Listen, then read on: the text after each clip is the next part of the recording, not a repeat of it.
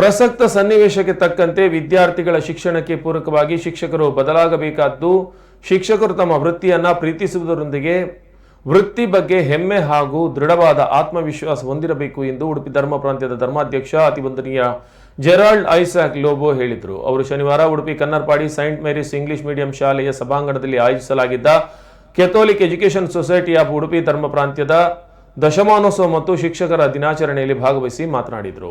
ಶಿಕ್ಷಣ ವ್ಯವಸ್ಥೆಯಲ್ಲಿ ಪ್ರತಿದಿನವೂ ಹೊಸ ಹೊಸ ಆವಿಷ್ಕಾರಗಳನ್ನು ಕಾಣುತ್ತಿದ್ದು, ಅದಕ್ಕೆ ಪೂರಕವಾಗಿ ಶಿಕ್ಷಕರು ಕೂಡ ಸಿದ್ಧರಾಗಬೇಕಾದ ಅಗತ್ಯತೆ ಇದ್ದು, ಈ ನಿಟ್ಟಿನಲ್ಲಿ ತರಬೇತಿಗಳ ಮೂಲಕ ಶಿಕ್ಷಕರನ್ನು ಸಜ್ಜುಗೊಳಿಸಿ ಕೆಲಸ ನಡೆಯುತ್ತಿದೆ ಎಂದರು.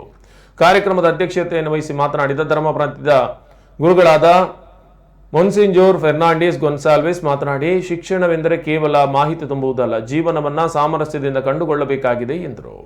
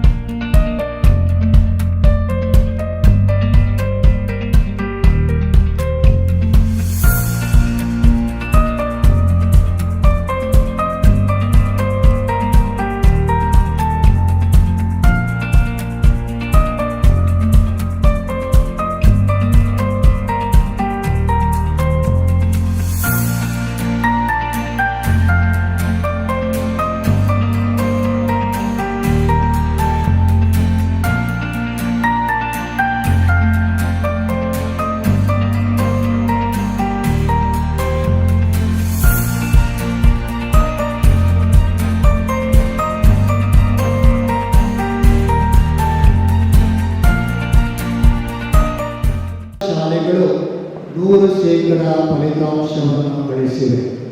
ಇದರ ಕೀರ್ತಿ ನಮಗೆಲ್ಲ ಬದಲಾಗಿ ಅಧ್ಯಾಪಕ ವೃಂದದವರಿಗೆ